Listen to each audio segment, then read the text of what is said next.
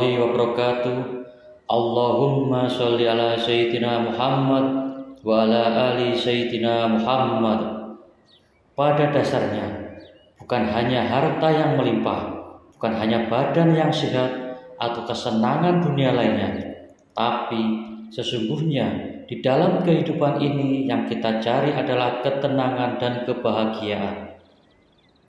Ketenangan dan kebahagiaan itu bersumber dari hati kita, hati yang bersyukur dan hati yang lapang. Maka dari itu, kami, channel Ya Rob TV, mengajak saudara yang budiman, yang dirahmati Allah Subhanahu wa Ta'ala, untuk mengikuti kajian yang akan disampaikan oleh guru kita semua.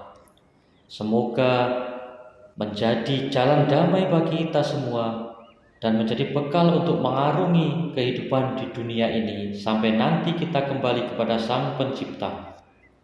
Dan tak lupa tulis doa kalian di kolom komentar akan kita aminkan bersama-sama, dan bantu sebarkan video ini agar membawa amal jariah kebaikan bagi kita semua. Bagi guru kita, waktu dan tempat kami haturkan. Assalamualaikum warahmatullahi wabarakatuh. Alhamdulillahi rabbil alamin, ar-rahmanir rahim, maliki yaumiddin. Iyyaka na'budu wa iyyaka nasta'in. Ihdinas syiratal mustaqim, syiratal ladzina an'amta 'alaihim ghairil maghdubi 'alaihim waladdallin. Wassalatu wassalamu ala asrofil anbiya'i wal mursalin wa ala alihi wa sahbihi ajmain. Allahumma salli ala Muhammad wa ala ali Muhammad kama sallaita ala Sayyidina Ibrahim wa barik ala Muhammad wa ala ali Muhammad kama barakta ala Sayyidina Ibrahim fil alamina innaka Hamidum Majid. Subhanaka la ilma lana illa ma 'allamtana innaka antal alimul hakim. Segala puji milik Allah, Tuhan seru sekalian alam, yang selalu mencurahkan cinta dan rahmat-Nya pada seluruh makhluk-Nya. Salawat dan salam semoga selalu tersanjung keharibaan baginda Rasulullah Sallallahu Alaihi Wasallam. Semoga kita bisa meneladani cara beliau memerankan kehidupan di semesta ini, sekaligus meneladani cara beliau pulang dengan sempurna menuju kampung asalnya. Pertanyaan abadi manusia selalu saja, dari mana kita asal, siapa diri kita, dan setelah ini kita mau kemana. Dan pertanyaan abadi ini jarang sekali yang merenungkannya. Bahkan lebih banyak manusia yang menghabiskan seluruh waktunya di kehidupan ini hanya untuk mengumpulkan yang akan ditinggalkan. Barangkali sedikit sekali di antara mereka yang mengumpulkan sesuatu yang akan dia bawa. Alam semesta ini selalu dirusak oleh orang-orang yang pikirannya tertutup sementara mulutnya terbuka. Kedamaian dalam beragama juga demikian, selalu saja dirusak oleh orang-orang yang mata kolbunya tertutup sementara mulutnya selalu terbuka. Orang yang tertutup mata kolbunya, mulutnya terbuka, merusak kedamaian. Orang yang terbuka mata kolbunya, mulutnya tertutup, juga tidak berbuat apa-apa. Sebaiknya sebelum kita membuka mulut, sebaiknya kita membuka kolbu kita, supaya apa yang kita bicarakan bukan berdasarkan apa kata orang, tapi yang kita bicarakan berdasarkan pengalaman kita sendiri. Itu sebabnya Di alam semesta ini, manusia cuma terbagi menjadi dua kelompok saja. Kelompok yang pertama adalah manusia yang tidak tahu. Kelompok yang kedua adalah manusia-manusia yang tahu. Saya tidak membagi manusia berdasarkan ras, warna kulit, dan agama. Tapi saya membagi manusia cuma dua saja. Pertama, manusia-manusia yang tidak tahu. Yang kedua, manusia-manusia yang tahu. Manusia yang tidak tahu juga ada dua. Yang pertama, manusia yang tidak tahu, tetapi dia tidak tahu bahwa dia tidak tahu. Biasanya sok tahu, diberitahu tidak mau tahu. Tapi kalau bicara seperti orang yang paling tahu, pada sesungguhnya dia itu tidak tahu. Cuma dia tidak tahu bahwa dia tidak tahu. Kelompok kedua yang tidak tahu adalah orang yang dia itu tidak tahu, tapi dia tahu bahwa dia tidak tahu. Memberitahu orang yang kelompok kedua lebih mudah, karena yang kedua ini sudah sadar kalau dirinya tidak tahu. Berbeda dengan memberitahu kelompok yang pertama. Yang pertama ini belum sadar kalau dirinya tidak tahu. Bahkan di dalam kitab Ihya Ulumuddin bab pertama, bab ilmu, orang-orang yang tidak tahu tapi dia tidak tahu bahwa dia tidak tahu, bisa jadi kelompok ini bukan orang biasa. Orang-orang yang sepertinya orang-orang terhormat di masyarakat, sering berbicara tentang kebenaran seakan-akan, padahal yang dia bicarakan baru tingkat pembenaran. Apa bedanya kebenaran dengan pembenaran? Kebenaran membebaskan perdebatan, sedangkan pembenaran selalu menghadirkan perdebatan. Jadi kalau kita masih sering berdebat dalam kehidupan beragama, itu tanda yang kita agem, bukan kebenaran. Itu baru tingkat pembenaran. Itu persepsi kita sendiri. Karena kebenaran pasti membebaskan. Pembenaran justru kita akan tercebur pada kebiasaan untuk melakukan perdebatan. Akibatnya kita akan terjebak pada menang dan kalah, benar dan salah. Kelompok yang kedua adalah kelompok yang tahu. Kelompok yang tahu juga ada dua. Yang pertama, dia itu tahu, tetapi dia tidak tahu bahwa dia tahu. Dan kelompok yang kedua adalah orang yang tahu dan dia tahu bahwa dia tahu. Itu yang disebut dengan ulama. Definisi ulama sudah terstandarisasi oleh Rasulullah. Al ulama warasatul anbiya. Yang bernama ulama adalah mereka yang mewarisi ilmunya Nabi. Agama bukan soal pakaian. Agama bukan soal bahasa. Agama bukan soal bangsa. Tapi Rasulullah memberikan definisi ulama tidak didasarkan atas bangsa.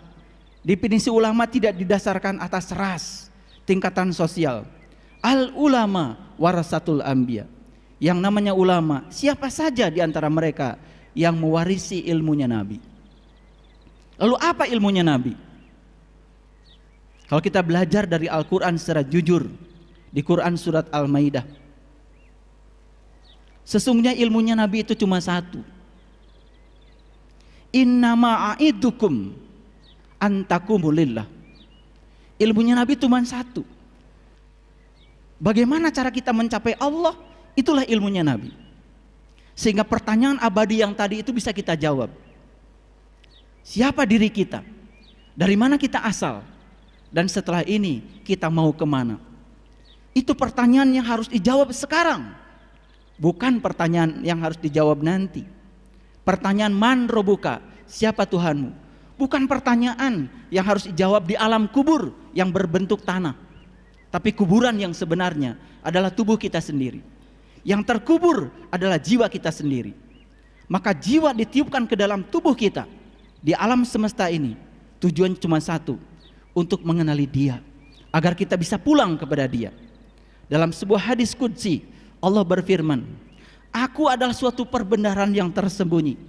Aku ingin agar aku dikenali. Maka aku ciptakan manusia agar manusia mengenali aku dengan diriku. Sayyidina Ali ketika ditanya, ya Ali, apakah engkau mengenal Tuhanmu? Ya. Dengan cara apa engkau mengenal Tuhanmu? Lalu Ali berkata, Ru'yatullah bi'ainil qalbi. Aku mengenal Tuhanku, melihat Tuhanku dengan terang mata kalbuku. Bagaimana cara engkau mengenal Tuhan? Arabtu rabbi bi rabbi. Aku mengenal Tuhanku dengan Tuhan itu sendiri. Bagaimana mungkin kita bisa merasakan rasa dan sifat dari api kalau kita tidak mendekat pada api? Bagaimana kita bisa merasakan rasa dan sifat air kalau kita tidak mendekat pada air? Kita tidak mungkin bisa merasakan dan mengetahui sifat air dan api kalau kita hanya dari jauh saja mempersepsi tentang air dan api. Kita tidak akan pernah merasakan air dari tulisan air. Kita tidak akan pernah merasakan air dari sebutan air. Kita tidak akan pernah merasakan api dari tulisan api. Kita tidak akan pernah merasakan api dari sebutan api. Begitu juga kita tidak akan pernah merasakan Allah dari sebutan Allah. Kita tidak akan pernah merasakan Allah dari penjelasan tentang Allah. Kita juga tidak akan pernah merasakan Allah dari tulisan Allah. Kita hanya akan merasakan Allah dari Allahnya itu sendiri. Lalu tujuan penciptaan manusia yang pertama yang Allah isyaratkan dalam hadis qudsi, aku adalah suatu perbendaharaan yang tersembunyi. Aku ingin agar aku dikenali. Maka aku ciptakan manusia agar manusia dapat mengenali aku dengan diriku. Lalu manusia dikasih 3 sarana. Yang pertama tubuh, yang kedua pikiran, dan yang ketiga adalah jiwa. Tubuh adalah kendaraan bagi kita untuk mengantarkan jiwa kepada Allah. Pikiran adalah sarana untuk menampung pengetahuan, dan jiwa atau kolbu sarana untuk menampung segala pengalaman rasa. Makanya saat kita dilahirkan ke alam dunia ini, kita diberi 2 keranjang yang masih kosong. Yang pertama keranjang pikiran untuk menampung pengetahuan. Yang kedua keranjang kolbu untuk menampung pengalaman rasa. Saat kita pulang nanti, keranjang pikiran harus penuh dengan pengetahuan, dan keranjang kolbu harus penuh dengan pengalaman rasa. Rasa dualitas, itulah rasa dunia. Makanya kita diajarkan untuk mengalami senang dan tidak senang. Kita diajarkan untuk mengalami siang dan malam. Kita diajarkan untuk mengalami ada dan tidak ada. Kita diajarkan untuk merasakan sempit dan senggang. Kita diajarkan untuk merasakan sedih dan bahagia. Rasa-rasa dualitas itu, semakin kaya kita merasakannya, suatu saat kita akan bisa melampaui 2 pengalaman rasa itu. Saat kita melampaui 2 pengalaman rasa, maka Allah mengajarkan kepada kita, saat dimana kamu telah bisa menempatkan jiwamu seperti aku menempatkan diriku di alam semesta ini. Saat dimana kamu telah bisa menempatkan jiwamu dalam tubuhmu yang kecil itu, dalam alam semesta yang kecil itu, seperti aku telah menempatkan diriku di alam semesta ini. Saat itulah jiwamu menjadi sama dengan diriku. Saat dimana kita sudah seperti itu, maka kita akan melihat semesta seperti Allah melihat kehidupan ini. Disitulah keikhlasan akan muncul, disitulah kepasrahan akan muncul, disitulah kesabaran akan muncul. Dan itu adalah kunci untuk kebahagiaan. Makanya masalah besar manusia cuma satu. Manusia itu sering menunda kesempatan untuk melakukan kebaikan. Oleh karena itu, maka seluruh kesempatan yang Allah berikan kepada kita, mari kita gunakan untuk mendidik jiwa kita agar selaras dengan pikiran kita, dengan tubuh kita. Saat tubuh, pikiran dengan jiwa selaras, semuanya akan mengantarkan kepada kebahagiaan yang sejati. Tubuh mengantarkan pada Tuhan, pikiran mengantarkan pada Tuhan, jiwa mengantarkan pada Tuhan. Dan saat jiwa sampai kepada Tuhan, saat pikiran sampai pada Tuhan, saat tubuh sampai pada Tuhan, yang sampai pada Tuhan bukan tubuh, bukan pikiran, bukan jiwa, tapi yang sampai pada Tuhan adalah kesadaran tubuh, kesadaran pikiran, dan kesadaran jiwa. Itu sebabnya Nabi Muhammad saat Isra Mi'raj diceritakan di Quran surat An-Najm, walaqad ra'ahu nazlatan ukhra indah sidratil muntaha, indah jannatul ma'wa, id yagsha sidrati ma yagsha. An-Najm 13, 14, 15, 16. Walaqad ra'ahu nazlatan ukhra, dan sesungguhnya ia melihat itu kapan saja. Ini cerita Quran surat An-Najm. Najm itu bintang. Kalau kita melihat Quran secara utuh, nanti kita akan belajar surat Al-An'am. Di Quran surat Al-An'am ayat 74, 75, 76 seterusnya. Itu cerita pengalaman Nabi Ibrahim. Nabi Ibrahim juga sama. Pada saat beliau mencari diri sejatinya, yang pertama yang beliau temukan adalah bintang. Setelah itu beliau menemukan bulan. Setelah itu beliau menemukan matahari. Yang luar biasa, sesaat setelah beliau menemukan matahari, apa yang beliau katakan? Inni wajjahtu wajhiya lillati fataras samawati wal ard hanifan musliman wa ma ana minal musyrikin.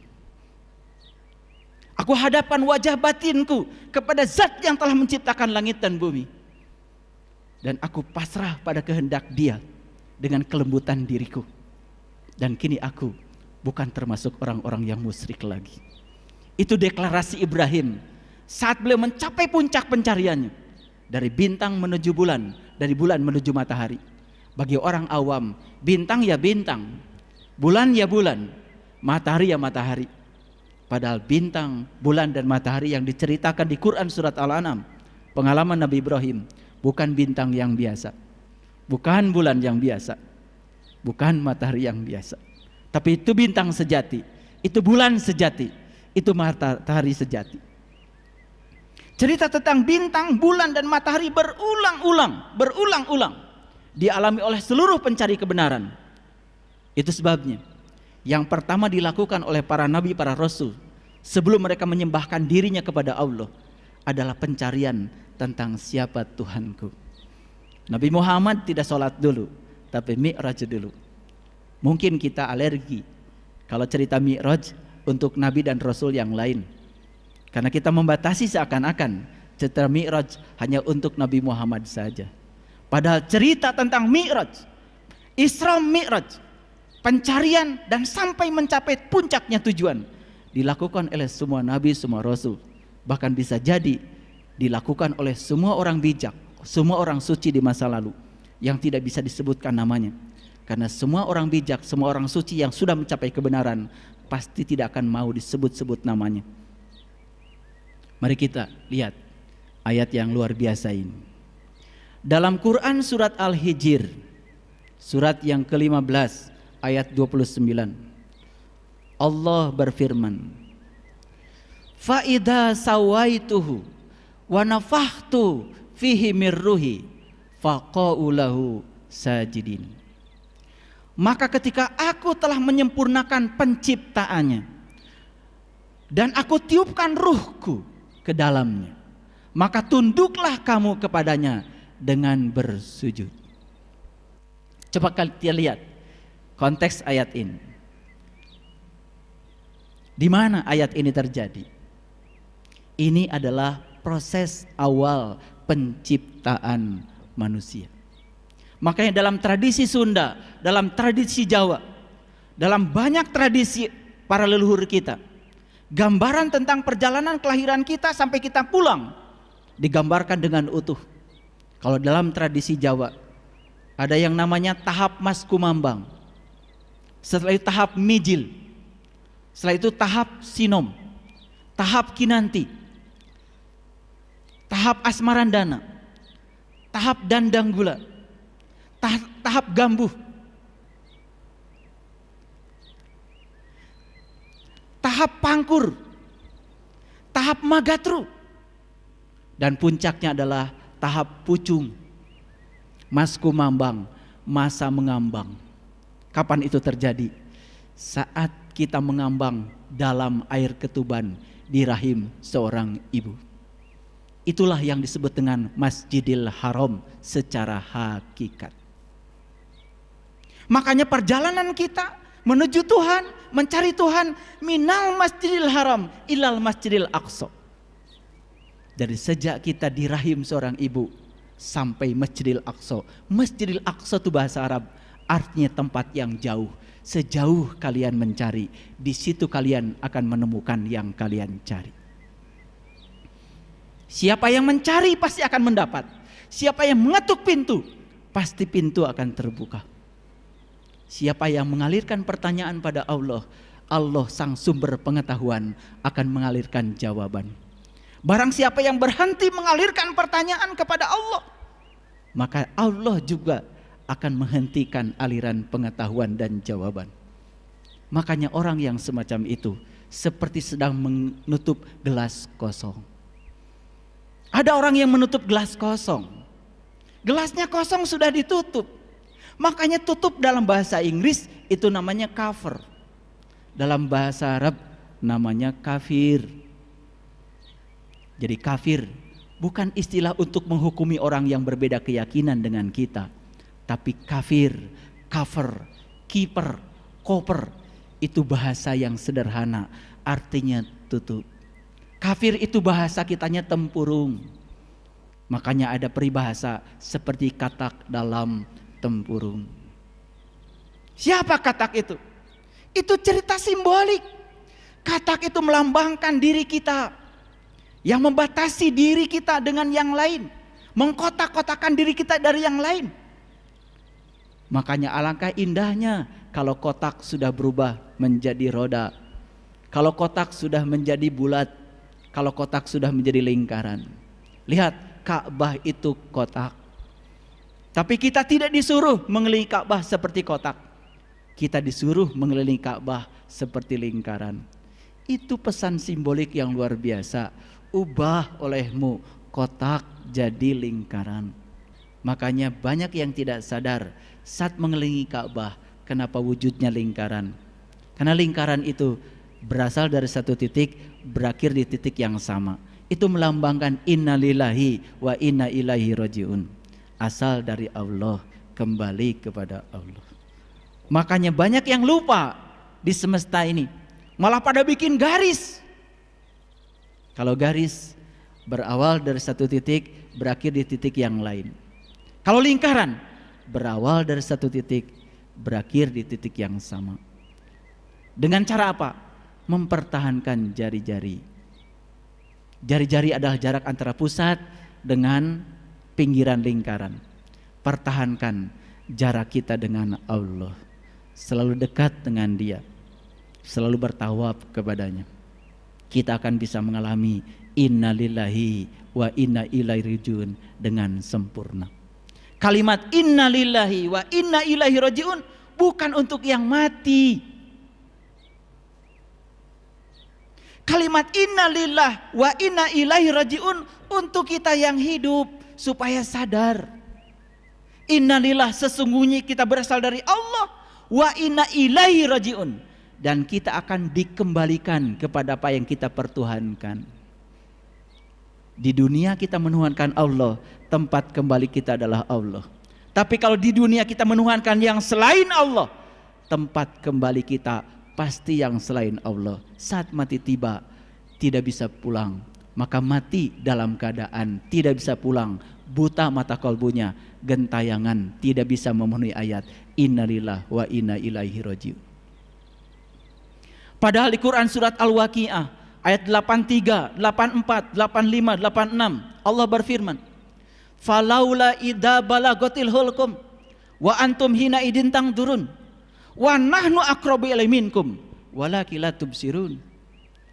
Ketika nyawamu sampai di kerongkonganmu, pada saat itu kamu harus melihat, aku lebih dekat kepadamu. Tapi kebanyakan manusia tidak melihat. Harusnya ini menggetarkan diri kita, menggetarkan jiwa kita.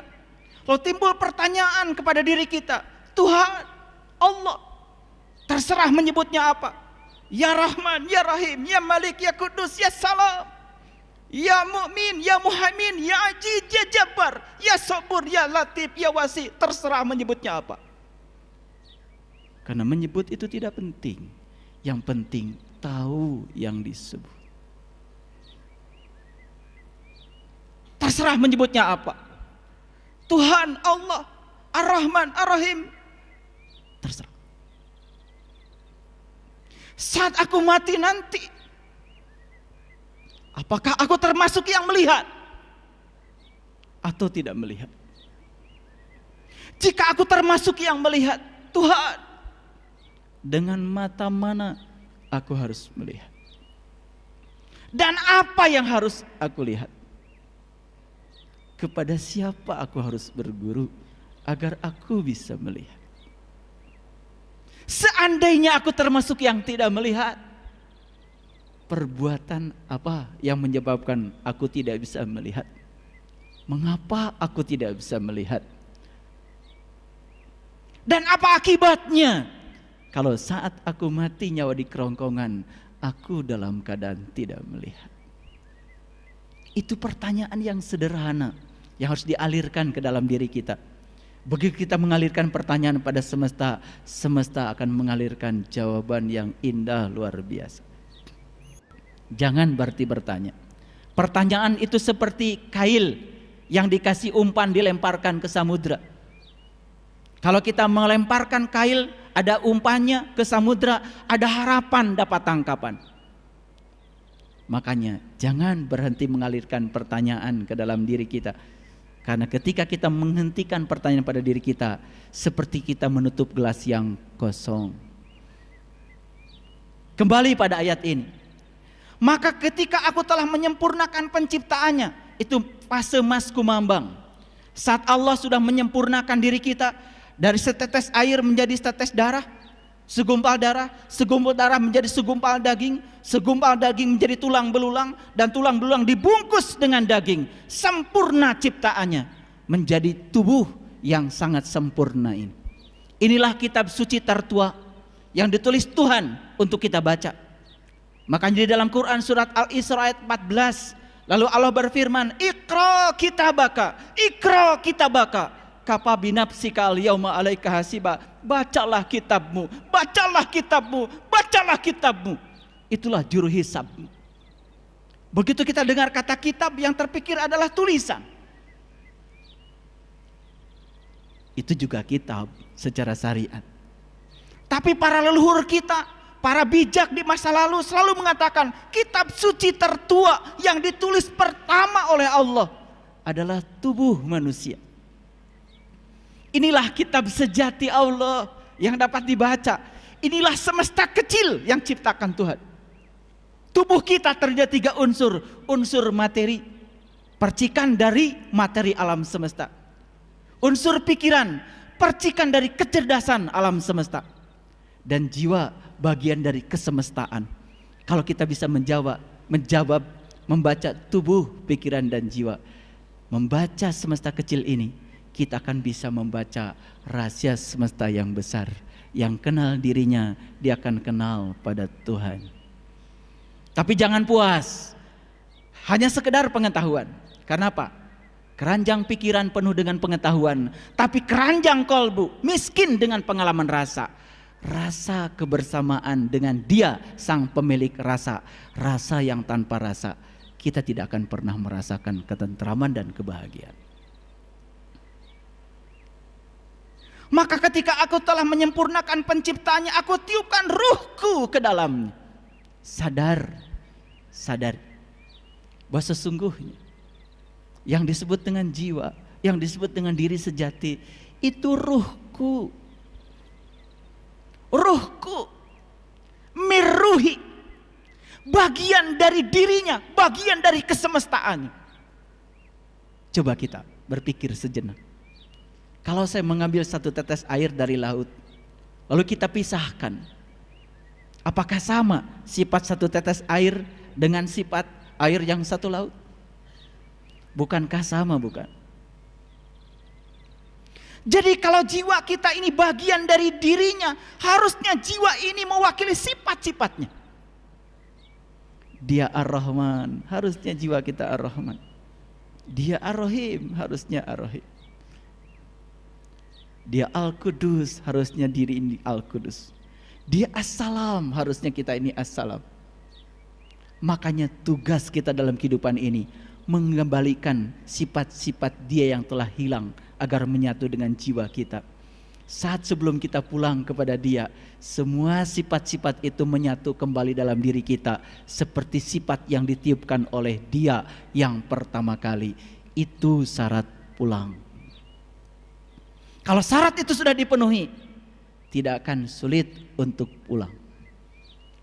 Kata Rasul, jarak antara dunia dan akhirat itu seperti kerdipan mata. Bagi yang tahu, bagi yang tidak tahu, perjalanan yang sangat panjang. Bagi yang tahu, secepat kilat. Makanya digambarkan jalan pulang kepada Allah, kendaraannya juga namanya buraq. Buraq dari kata barkun, barkun artinya cahaya, secepat kilat bagi yang tahu. Bagi yang tidak tahu, ini perjalanan yang sangat panjang, miliaran bahkan triliunan tahun sebelum pulang. Kaifa takfuruna billahi wa kuntum amwatan fa ahyakum summa yumitukum summa yuhyikum summa ilaihi turja'un. Al-Baqarah ayat 28. Kenapa kamu tertutup kepada Allah Tuhanmu? Kaifa takfuruna billahi wa kuntum amwatan, padahal dulu kamu mati. Fa ahyakum, aku hidupkan. Summa yumitukum, aku matikan. Summa yuhyikum, kemudian aku hidupkan. Wa ilaihi turja'un. Sebelum pulang kepada Allah, kamu akan melewati sebuah siklus hidup mati, hidup mati, hidup mati dalam kurun yang sangat panjang. Ini Quran, surat Al-Baqarah, luar biasa. Makanya Al-Baqarah judul kedua setelah Al-Fatihah. Apa artinya Al-Fatihah? Al-Fatihah artinya pembuka. Pembuka apa? Bukan sekedar pembuka surat. Al-Fatihah adalah pembuka segala rahasia. Makanya mereka yang menemukan rahasia Al-Fatihah yang 7 ayat, di balik angka 7 itulah rahasia kunci untuk membuka. Makanya angka 7 diabadikan dalam upacara keagamaan kita. 7 kali tawaf, 7 kali sa'i mondar mandir Safa dan Marwah, 7 batu untuk melempar jumroh. Bahkan Allah berfirman di dalam Al-Quran, surat An-Naba, wa banaina fauqakum sab'an sidada. Aku telah menciptakan 7 yang amat kokoh dalam dirimu. Mereka yang menemukan rahasia di balik angka 7 sudah menemukan rahasia Al-Fatihah, baru akan memasuki Al-Baqarah. Al-Baqarah itu adalah sapi betina.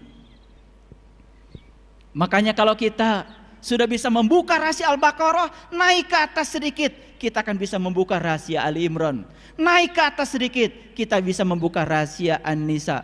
Naik ke atas, membuka rahasia Al-Maidah, mendapatkan hidangan dari langit.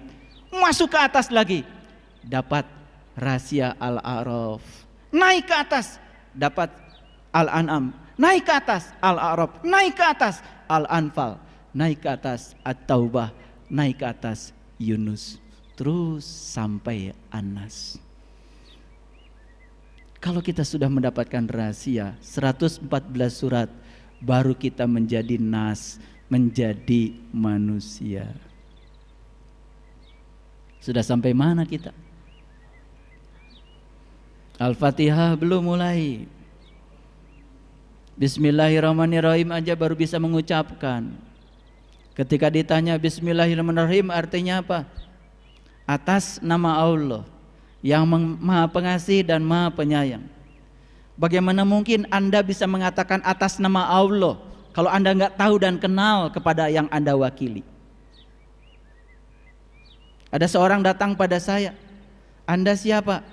Saya datang ke sini atas nama Pak Gubernur, Pak. Anda siapanya gubernur? Saya bukan siapa-siapanya gubernur. Sekda? Bukan. Wakil? Bukan. Ajudan kali? Bukan. Kenal Pak Gubernur? Enggak. Tiba-tiba datang pada suatu tempat mengatakan saya datang ke sini atas nama Pak Gubernur. Diterima apa ditolak? Ya pasti ditolak. Dalam hidup begitu serampangan kita mengatakan Bismillahirrahmanirrahim, atas nama Allah yang Maha Pengasih dan Maha Penyayang. Sementara kita saat melakukan tindakan jauh dari sifat-sifat Allah yang Ar-Rahman Ar-Rahim, tapi berani-beraninya mengatakan atas nama Allah. Kata Allah, kamu ini siapanya aku? Kenal aku sudah tidak, tapi berani-berani mengatasnamakan aku. Bismillahnya sudah lulus belum? Baru bisa mengucapkan. Pada syarat untuk bisa mengatakan Bismillah harus kenal dong sama yang diwakili. Baru mantap mengatakan Alhamdulillah, segala puji habis untukmu. Karena apa? Kesadaran bahwa saat kita melakukan tindakan atas nama Allah, berarti kita sadar kita sedang mewakili Allah, sedang menjadi kepanjangan tangan Allah. Kalau kita sadar kita sedang mewakili kepanjangan tangan Allah, tidak perlu minta balasan saat kita berbuat baik, tidak perlu penghormatan dari orang saat kita berjasa, karena yang berjasa adalah Allah. Habis segala puji untuk Allah. Alhamdulillah. 2 kalimat itu saja kalau kita masuk ke dalam sudah sangat dalam. Kita belum kaji Al-Fatihah nih. Ini baru permukaannya saja, baru judul-judulnya. Al-Fatihah itu pembuka. Makanya temukan rahasia Al-Fatihah di balik 7 ayat. Temukan rahasia di balik angka 7. Banyak Kak yang berputar di Ka'bah 7 putaran gak sadar kenapa 7 putaran. Lari kecil dari Sofa ke Marwah 7 kali gak sadar kenapa 7. Nginap di Musdalifah, di Masy'aril Haram mengumpulkan 7 batu untuk dilempar di Mina. Gak sadar kenapa 7 batu. Untuk apa melempar pakai batu dan apa yang harus dilempar. Begitu kita tidak sadar, segala aktivitas keagamaan tanpa pemahaman itu akan menjerumuskan kita pada taklid buta. Itu sebabnya belajar meyakini itu ada 3 tahap. Yang pertama merasakan dulu, setelah itu baru memahami, baru tingkatan yang ketiga meyakini. Kita kebalik belajarnya, berusaha meyakini tanpa memahami, tanpa merasakan, ya susah. Harusnya dibalik, mulai dari merasakan, baru memahami, baru meyakini. Rendang Padang itu enak. Pernah makan gak kamu? Gak pernah. Paham gak dibuat dari apa? Gak tahu. Tapi kamu yakin kalau rendang itu enak? Yakin. Kenapa kamu yakin? Ya karena kata orang rendang itu enak. Keyakinan yang seperti ini tidak layak dipertahankan. Tapi kalau saya tanya, kamu yakin rendang Padang itu enak? Yakin. Kenapa? Tiap hari makan rendang. Kamu tahu rendang itu dia buat dari apa? Oh tahu. Cara memasaknya seperti ini. Bahkan bisa menjelaskan secara detail. Lalu keyakinan yang dibangun oleh pemahaman dan pengalaman, itulah keyakinan yang sempurna. Itu sebabnya Nabi Muhammad bersabda, malam yazuk lam ya'rib. Yang tidak mengalami tidak akan pernah bisa memahami. Ada orang yang menjelaskan Tuhan. Kalau Tuhan masih dijelaskan, yang dijelaskan pasti bukan Tuhan. Itu persepsi tentang Tuhan. Ada orang yang menjelaskan air, yang dijelaskan itu bukan air, itu penjelasan tentang air. Ada orang menjelaskan udara, yang dijelaskan bukan udara, itu persepsi dia tentang udara.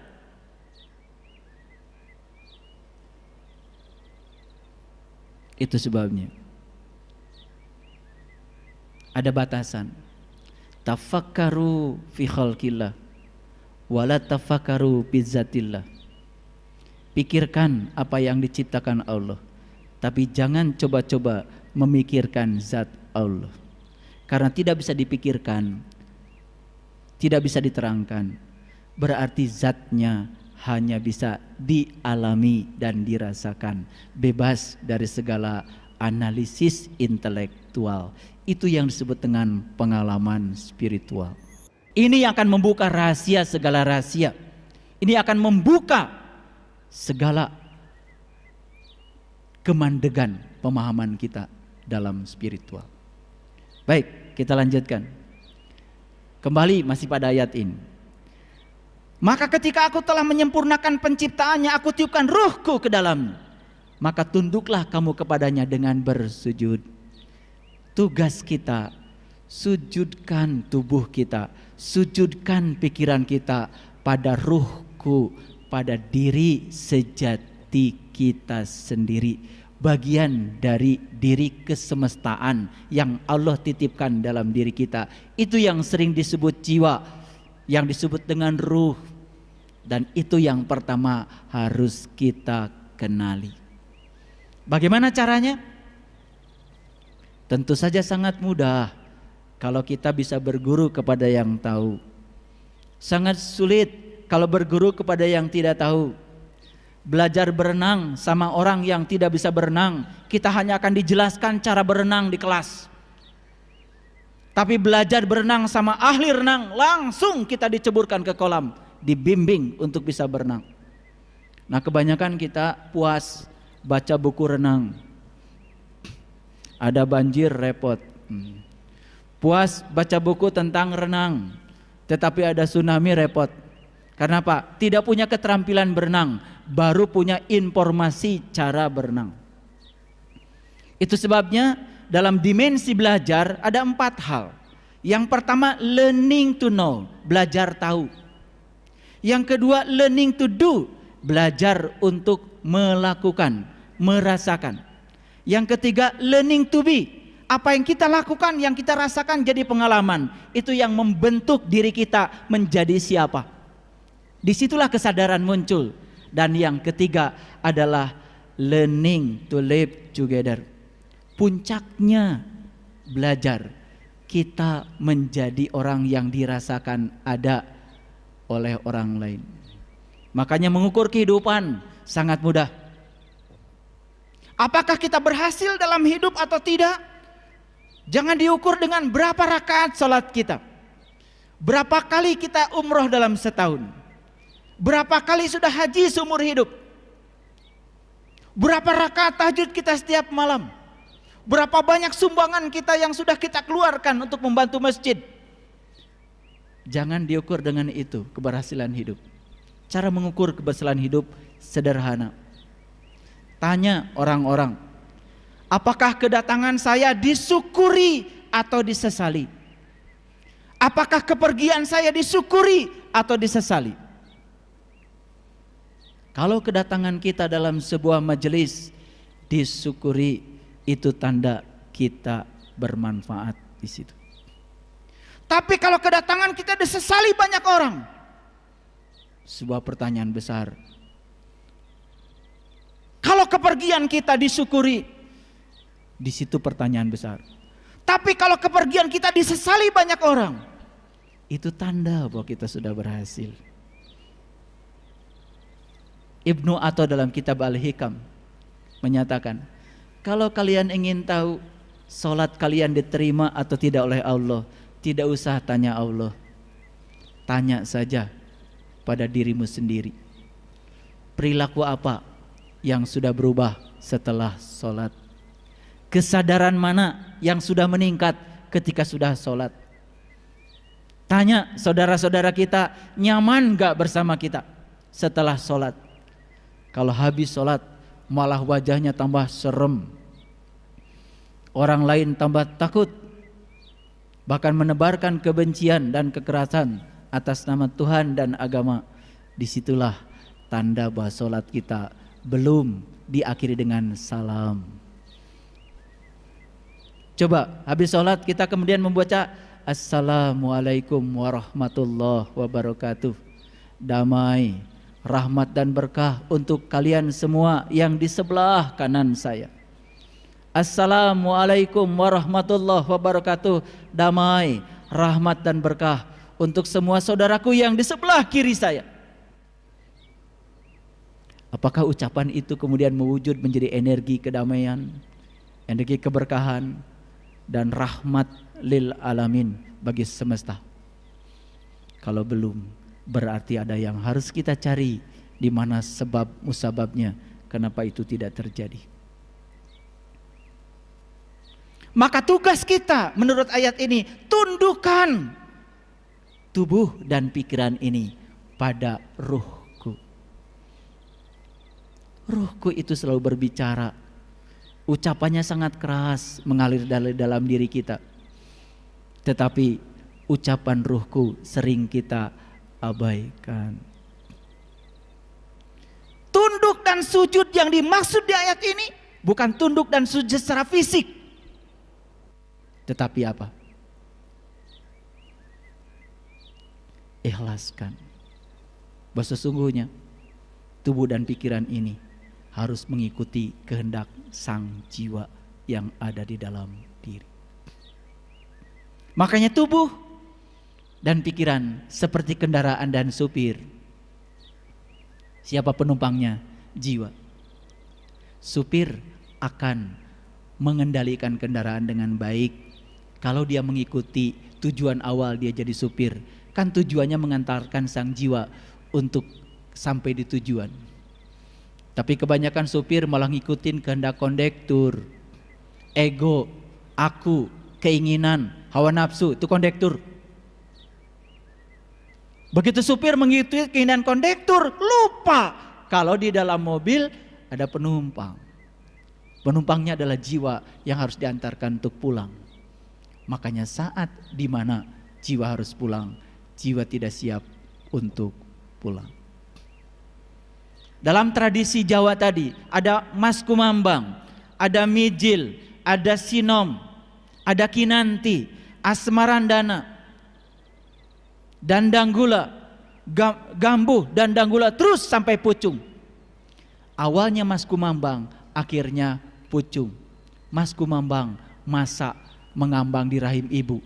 Itulah hakikatnya Masjidil Haram.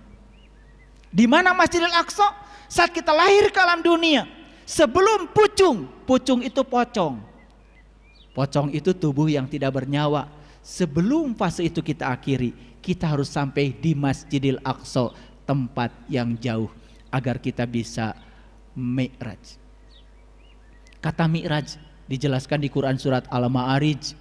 Tapi kata mi'raj secara letterlek itu kita bisa ditemukan dalam kesusastraan Arab. Apapun intisarinya, tapi mi'raj adalah proses penemuan dari sebuah pencarian. Dan itulah yang dilakukan oleh para nabi, para rasul, para sunan, para wali, para bijak, para suci di masa lalu untuk menemukan kebenaran sejati. Dan itu yang harus kita tiru, proses yang harus kita tiru. Sahabat-sahabatku yang dirahmati Allah, lalu di Quran surat yang selanjutnya, yaitu di Quran surat Al-A'raf, surat yang ke-7 ayat 172. Al-A'raf itu tempat yang tinggi. Tempat yang tinggi adanya di mana? Ada dalam diri kita.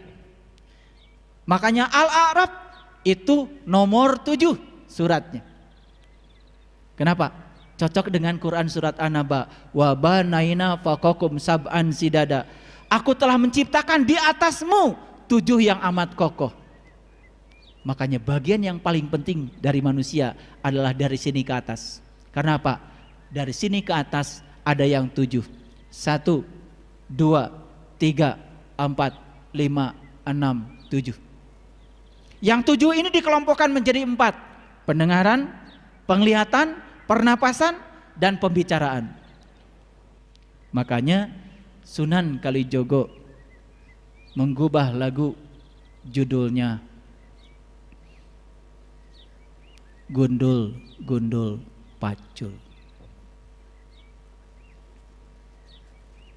Begitu kita bicara kata gundul, yang terpikir oleh kita apa? Rambut yang pelontos, kepala yang pelontos gak ada rambutnya. Padahal Sunan Kalijogo itu wali, sunan, orang bijak di masa lalu. Gak mungkin cerita yang gak penting. Pesan apa di balik itu? gundul, pacul. Mana pacul? Pacul itu bahasa Jawa, papat kang ucul. Mana yang papat? Pendengaran, penglihatan, pernapasan, dan pembicaraan. Papat kang ucul. Yang 4 gak usah digunakan lagi.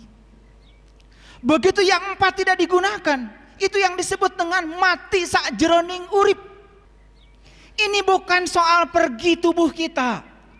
Ini adalah perjalanan jiwa dari tubuh.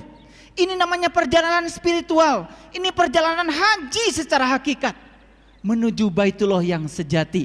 Makanya Allah berfirman dalam hadis qudsi, langit dan bumi tidak akan cukup menampung zatku, tapi kalbunya orang yang beriman, itulah sebenar-benarnya rumahku.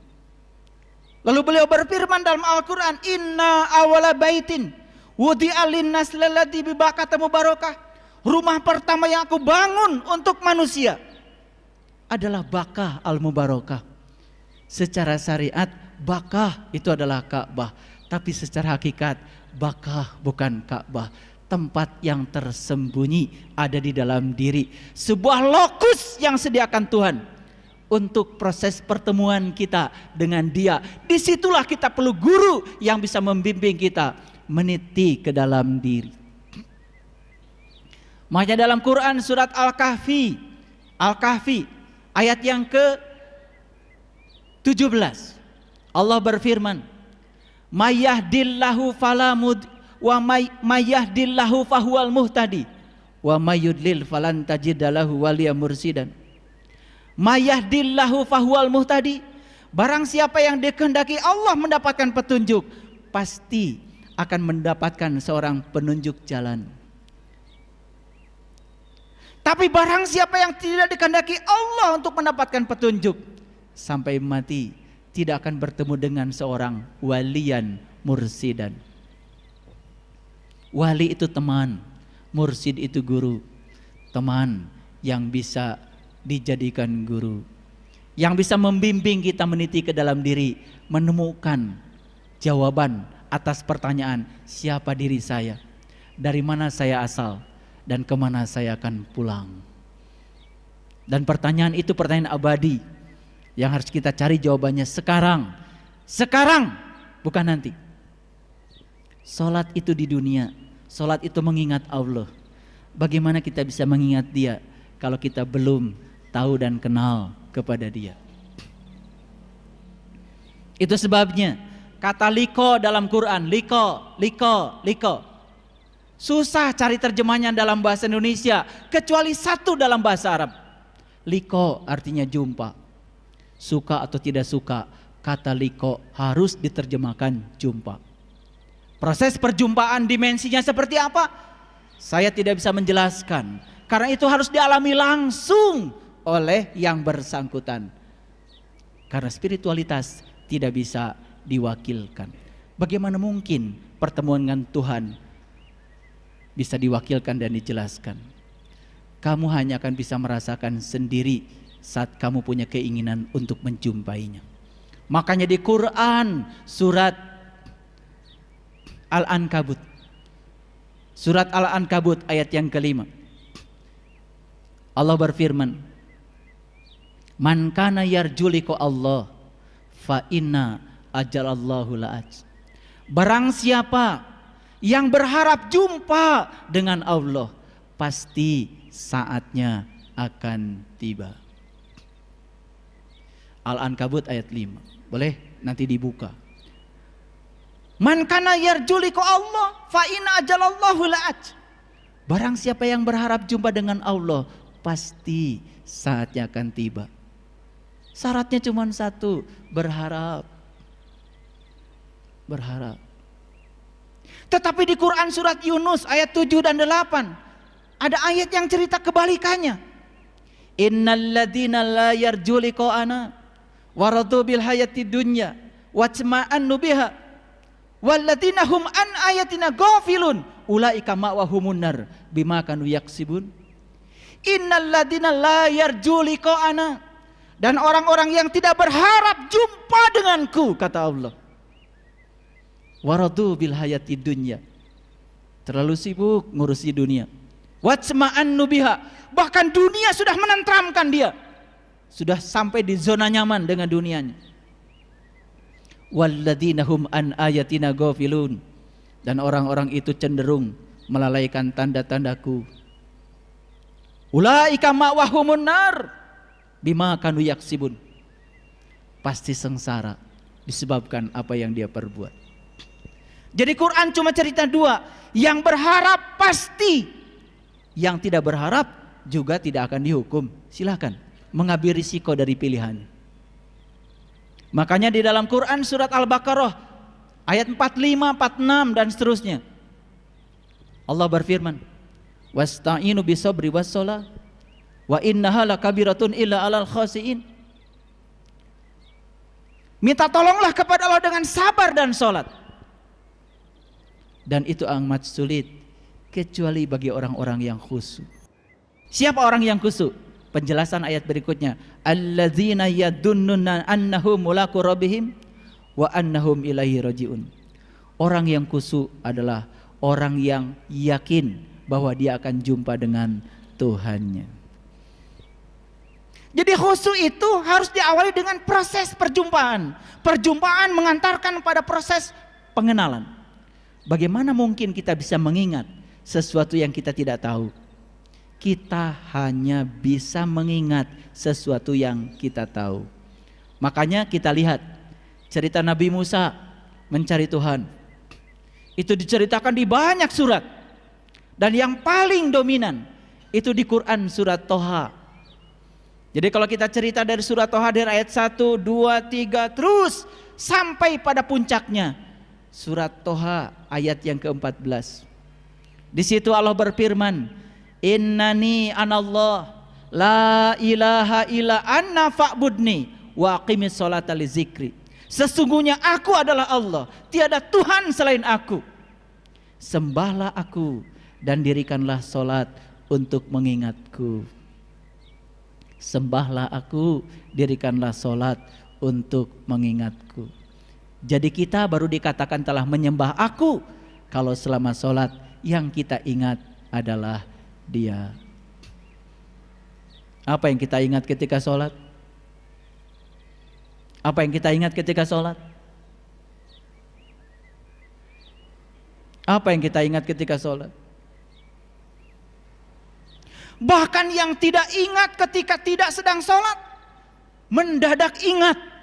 Makanya coba lihat, itu surat Toha ayat 14. Itu surat Toha ayat 14 itu cerita siapa? Jujur. Menyampaikan kejujuran membuat orang menangis lebih baik daripada menyampaikan dusta membuat orang lain tersenyum.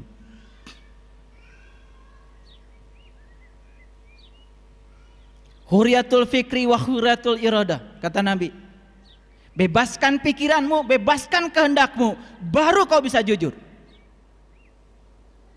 Pikiran yang sudah banyak kepentingan, kehendak yang sudah ditumpangi oleh banyak keinginan, pasti tidak jujur. Menyampaikan kejujuran terkadang membuat orang lain menangis, tapi itu lebih baik daripada menyampaikan dusta membuat orang lain tersenyum. Berat memang bicara jujur itu. Pasti akan dihantam oleh orang-orang yang tidak jujur. Jadi kata Allah di dalam Quran surat Toha, kalau kita baca dari ayat 1, ayat 2, ayat 3, ayat 4 terus sampai ayat 14. Di situ cerita siapa? Itu cerita perjalanan Nabi Musa. Nabi Musa mencari Tuhan. Maka di situ ada kata-kata, sudah sampaikah cerita Musa padamu? Cerita yang mana? Ketika Musa melihat api di lereng gunung. Lalu Musa berkata, tunggulah kalian di sini. Aku melihat api. Aku akan menghampiri api itu. Semoga aku dapat petunjuk dari api itu. Saat Musa mendekati api, Kemudian api itu berkata, "Hai Musa, sesungguhnya aku adalah Tuhan." Jangan takut Musa, masuklah kamu ke Al-Muqaddasitua, lepas kedua terompahmu. Itu Quran. Ketika Musa melepaskan kedua terompahnya, melampaui segala dualitas dunia ini, masuk di Al-Muqaddasitua, masuk di Sidrah Al-Muntaha, di puncak kesadaran yang tertinggi. Makanya saya bilang, yang sampai kepada Tuhan bukan tubuh, bukan pikiran, bukan jiwa, tapi kesadaran tubuh, kesadaran pikiran, kesadaran jiwa. Bagaimana mungkin jiwa diantarkan pada Tuhan? Oh, jiwa sudah bersama dengan Tuhan? Bagaimana mungkin pikiran diantarkan pada Tuhan? Pikiran sendiri percikan dari kecerdasan Tuhan. Bagaimana mungkin tubuh diantarkan pada Tuhan? Tubuh sendiri bagian dari semesta, bagian dari dirinya Tuhan. Yang akan sampai pada Tuhan adalah kesadaran tubuh, kesadaran pikiran, kesadaran jiwa. Makanya belajar agama itu belajar sadar. Banyak yang tidak sadar ketika sedang sholat, tidak sadar ketika sedang ngaji. Banyak juga yang tidak sadar ketika sedang makan. Makanya banyak orang-orang bijak hanya mengajarkan kesadaran dalam hidup ini. Subhanallah. Makanya Nabi Muhammad bertemu dengan Tuhan bukan di sebuah tempat. Karena Tuhan tidak terkungkung oleh konsep ruang dan waktu. Indah Sidratil Muntaha, di puncak kesadaran yang tertinggi. Makanya tugas kita apa? Meningkatkan kesadaran demi kesadaran. Makanya cerita Mi'raj itu secara simbolik, Nabi Muhammad di langit pertama bertemu dengan Nabi Adam, di langit yang kedua bertemu dengan Nabi Yahya, di langit yang ketiga bertemu dengan Nabi Idris, Nabi Yusuf, di langit yang keempat bertemu dengan Nabi Idris, di langit yang kelima bertemu dengan Nabi Harun, di langit yang keenam bertemu dengan Nabi Musa, di langit yang ketujuh bertemu Nabi Ibrahim, masuk Sidrah Al-Muntaha. Begitu kita cerita langit, yang terpikir oleh kita apa? Langit itu ruang kosong yang di sana. No. Langit dalam bahasa spiritual menceritakan lapisan-lapisan kesadaran.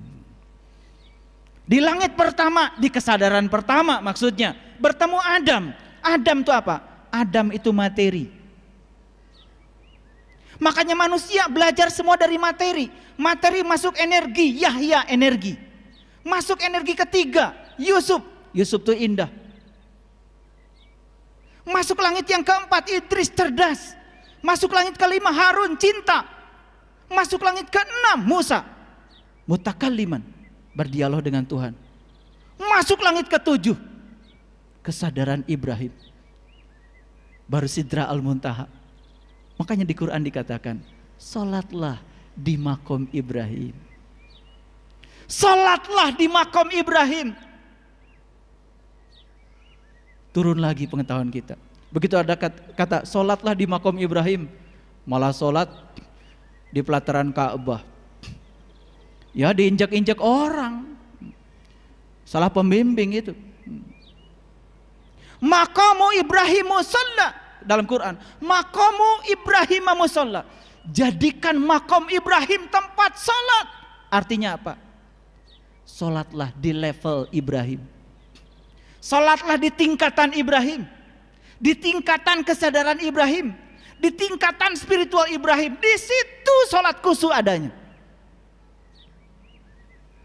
Makanya kalau kita baca surat Al-An'am dari 74, 75 terus.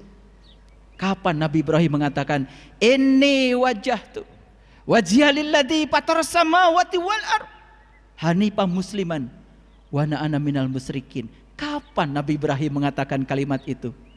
Tepat setelah beliau melakukan sebuah proses perjalanan ke dalam, bertemu bintang, bertemu bulan, bertemu matahari. Begitu melihat matahari, itu yang terucap, inni wajjahtu. kalian pada sholat.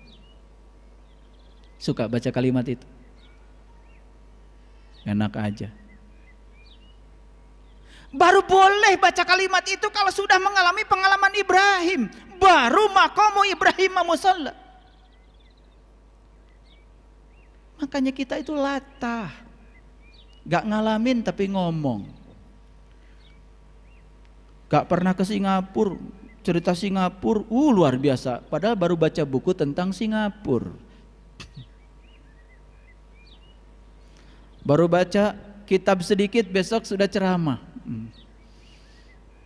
Baru baca satu ayat, besok sudah jadi kiai.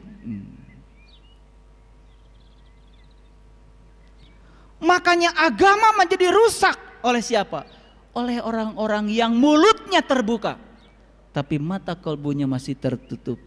Lalu yang diceritakan apa? Yang diceritakan itu adalah zon, persepsi, persangkaan. Kita lihat di dalam Quran begitu jelas Allah berfirman seperti ini.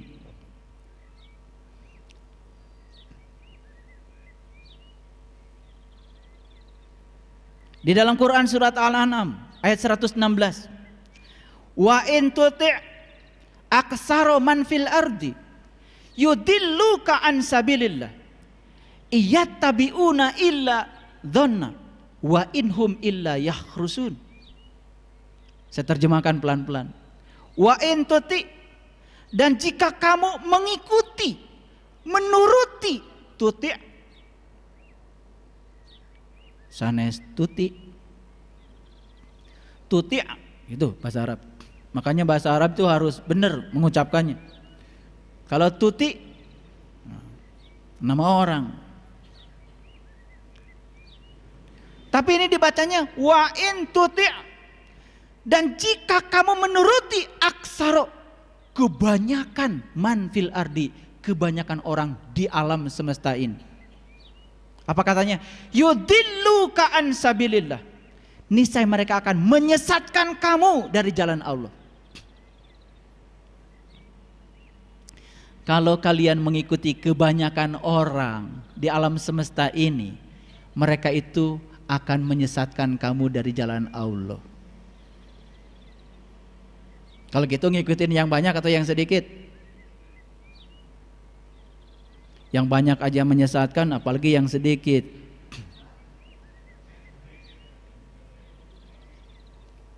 Ini Quran, bahasa Quran. Jika kamu mengikuti kebanyakan orang di alam semesta ini, niscaya mereka akan menyesatkan kamu dari jalan Allah. Lalu ayat berikutnya, iyattabi'una illa dhan, karena mereka tiada lain hanya mengikuti dhon, persangkaan. Wa inhum illa yakhrusun, dan mereka tidak lain hanya berdusta. Ngomong Allah nggak tahu Allah, ngomong surga nggak tahu surga, ngomong neraka nggak tahu neraka, ngomong akhirat nggak tahu akhirat, semua dikira-kira. Itu namanya ilmu kirata, dikira-kira yang tidak nyata. Itu bahasa Qur'annya zon. Mohon maaf ya, kan dari dulu kita belajar sesuatu gimana kata kebanyakan orang. Betul nggak? Kalau ditanya apa sih iman itu, jawabannya iman kan percaya. Coba kumpulkan 100 orang di riset, ditanya iman itu apa, pasti jawabnya sama, iman itu percaya. Padahal kata Nabi, al iman tasdikun bil qalbi wa ikrarun bil lisan wal amalun bil arkan. Iman itu pembenaran oleh kalbu, baru diikrarkan dengan lisan, baru nyata menjadi tindakan. Iman dimulai dengan kalbu. Sekarang tanya lagi, apa itu kalbu? Kata Allah dalam hadis qudsi, langit dan bumi tidak akan cukup menampung zatku, tapi kalbunya orang yang beriman, itulah sebenar-benarnya rumahku. Jadi kalau iman yang sebenarnya mulai dari kalbu. Makanya karena kalbu itu baitullah, berarti kita tugas pertama ingin jadi orang yang beriman, meniti ke dalam kalbu. Baitullah itu bahasa Arab, artinya rumah Allah. Setiap rumah ada pintunya, setiap pintu ada kuncinya. Makanya ditugaskan para rasul, ditugaskan para nabi untuk menebarkan kunci, untuk membuka pintu kolbu. Kolbunya ada pada diri setiap orang. Kalau kita sudah tahu kuncinya, maka kita bisa membuka segala loker yang di dalamnya berisi rahasia tentang hidup kita. Dan ketika kita menemukan jawaban atas semua rahasia tentang hidup, tidak ada lagi musibah dalam hidup. Hidup menjadi serangkaian berkah yang luar biasa. Makanya yang datang dalam hidup selalu dua, yang satu berkah, yang satu musibah.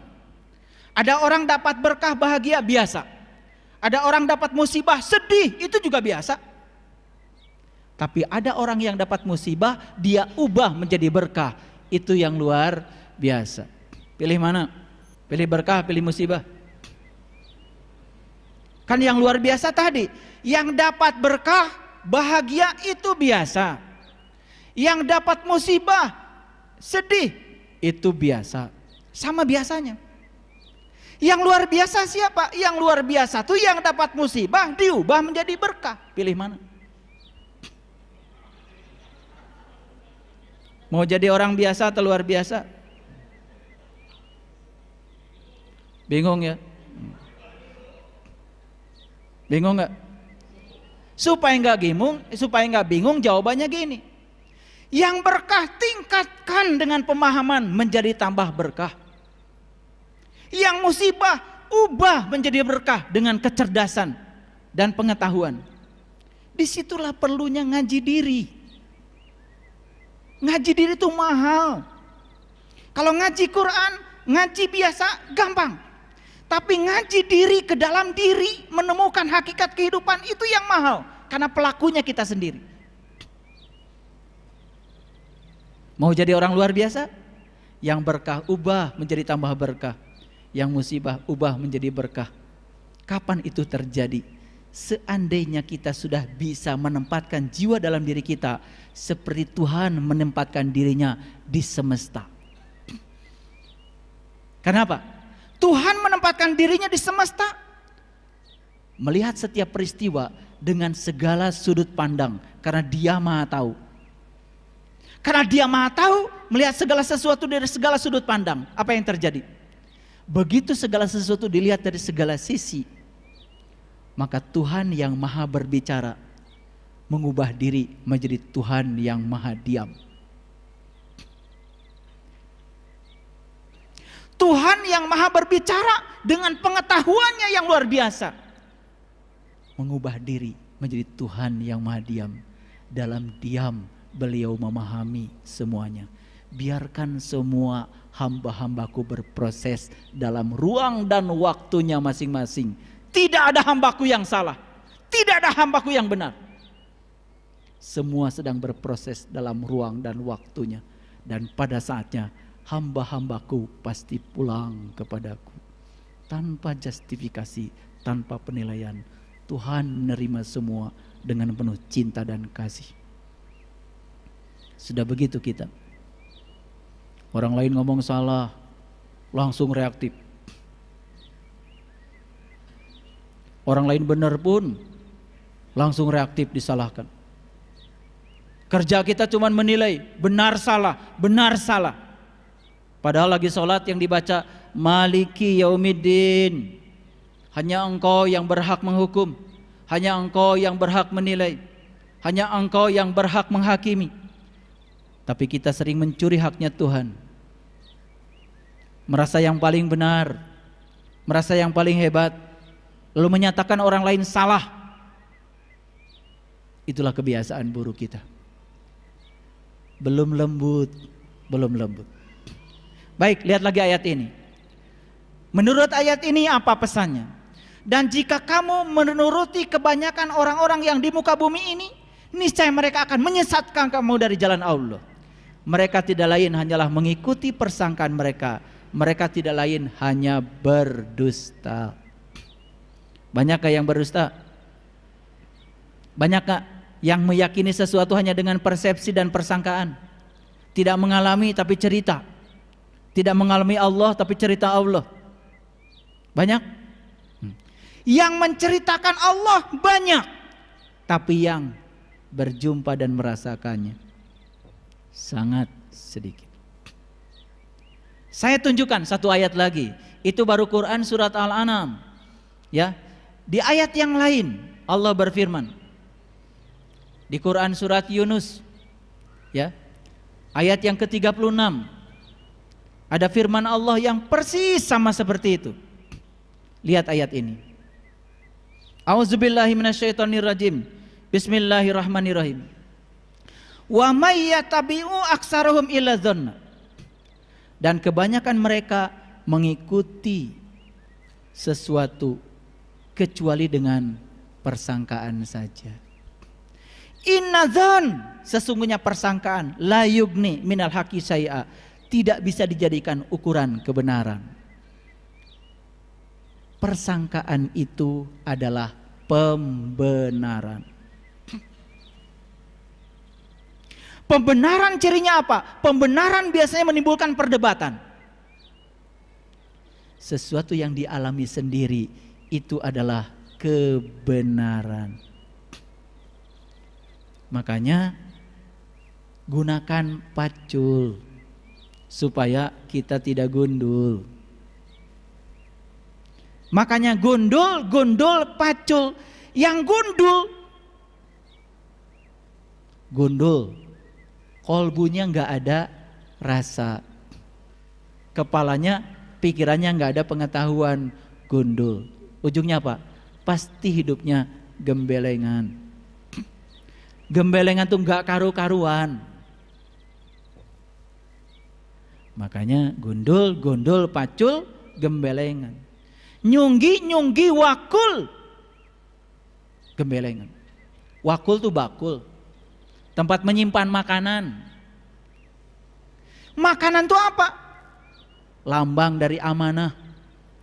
Orang yang seperti itu, yang gundul, iman gak ada, ilmu gak ada, pikiran kosong dengan pengetahuan, kolbu kosong dengan pengalaman rasa, saat dititipi amanah pasti gembelengan.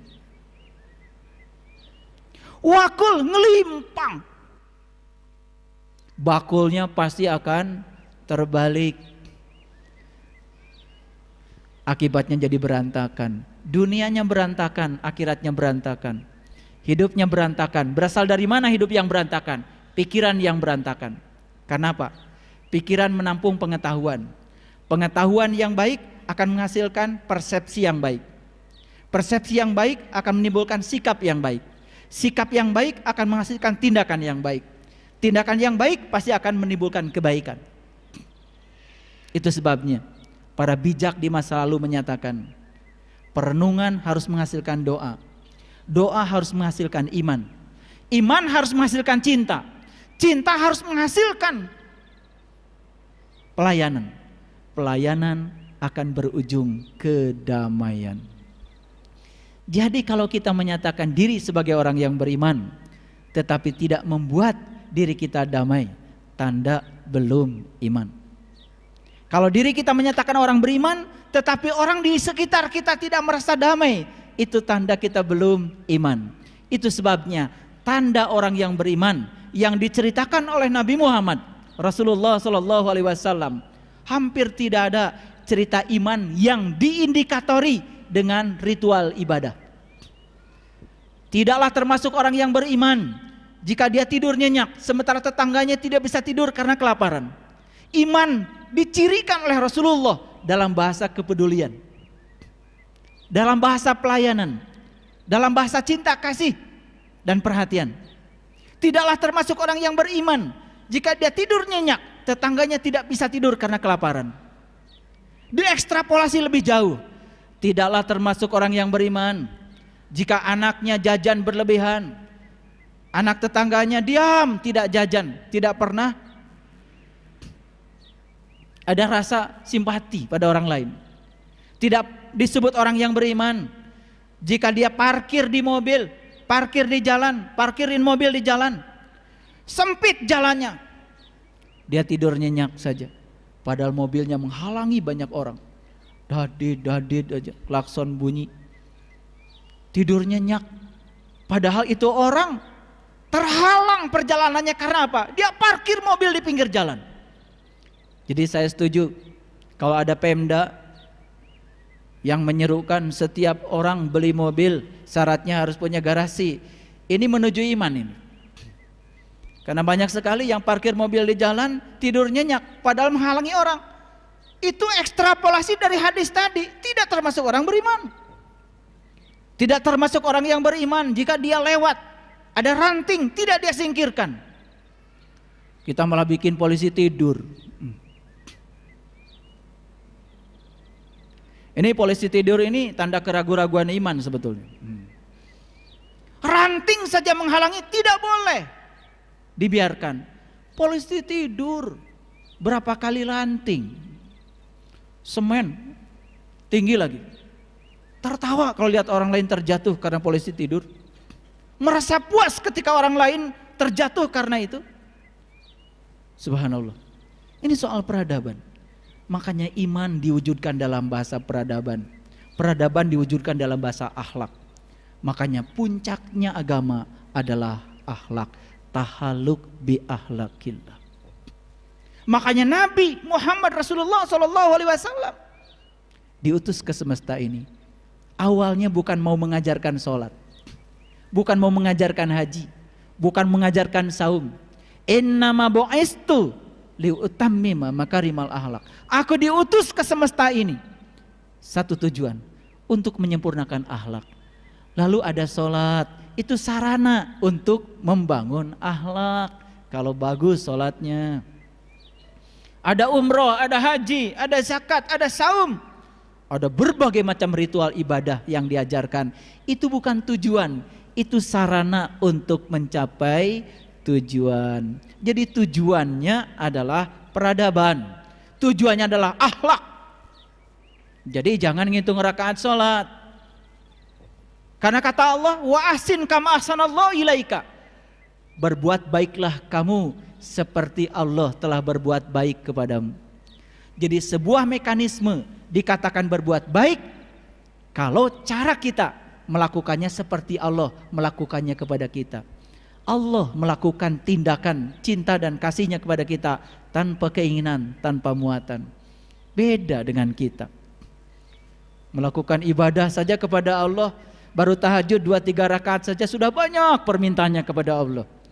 Pada kata Allah, wa ahsin kama ahsanallahu ilaika. Itu sebabnya ada 4 jenis motivasi. Yang pertama motivasi reward. Yang kedua motivasi punishment. Yang ketiga motivasi kebutuhan. Yang keempat motivasi cinta. Reward apa artinya? Melakukan sesuatu karena ingin dapat hadiah. Itu pernah dilakukan oleh Rabi'ah al-Adawiyah. Ya Allah Tuhanku, kalau aku ibadah kepadamu karena mengharapkan surgamu, berikan surga itu kepada yang lain. Bebas dari motivasi hadiah.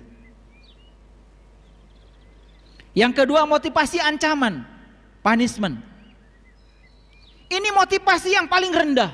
Melakukan sesuatu, mau melakukan sesuatu karena ada ancaman, takut neraka. Ini dilakukan oleh Rabi'ah al-Adawiyah. Tuhan Allah, seandainya aku ibadah kepadamu karena takut nerakamu, masukkan aku ke dalam nerakamu, bengkakkan tubuhku, biar yang lain tidak usah masuk di nerakamu, cukup aku saja. Karena beliau sudah bebas dari motivasi ancaman. Motivasi hadiah, motivasi ancaman, ini jenis motivasi yang paling rendah, yang kemudian dalam bahasa agama dibungkus dengan kata wajib. Dilaksanakan dapat pahala, ditinggalkan dapat siksa. Itu wajib. Jadi kalau kalian ibadah karena kewajiban, itu masih motivasi yang paling rendah itu.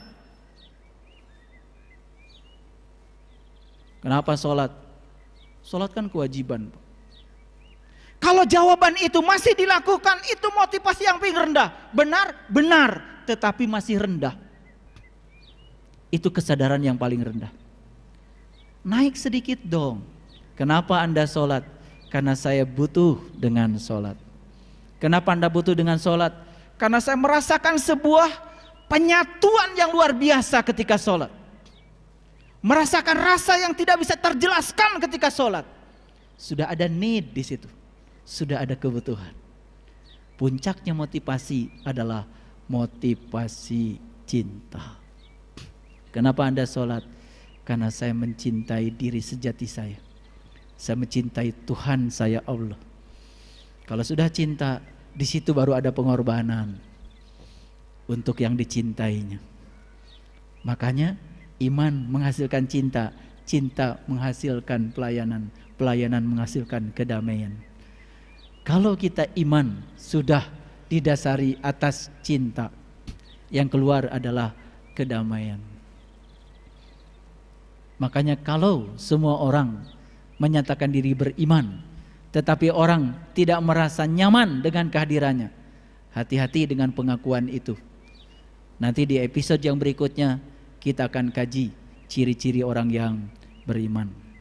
Semoga Allah ridho, memberikan kekuatan dan kesabaran kepada kita untuk memberikan energi agar kita sanggup meniti ke dalam diri, menemukan diri sejati kita. Man arafan nafsahu faqad arafa rabbahu. Yang mengenal dirinya, dia akan mengenal Tuhannya. Saudaraku yang budiman, demikianlah kajian dari guru kita semua. Semoga kajian ini menjadi jalan kebaikan bagi kita semua, dan kita semua dapat mengambil hikmahnya. Serta jangan lupa like video ini, komen doa-doa dan harapan kalian pada kolom komentar, serta subscribe channel ini agar berkembang dan menyajikan konten yang bermanfaat bagi kita semua. Amin ya rabbal alamin. Dan dari kami Ya Rob TV mengucapkan terima kasih. Wassalamualaikum warahmatullahi wabarakatuh.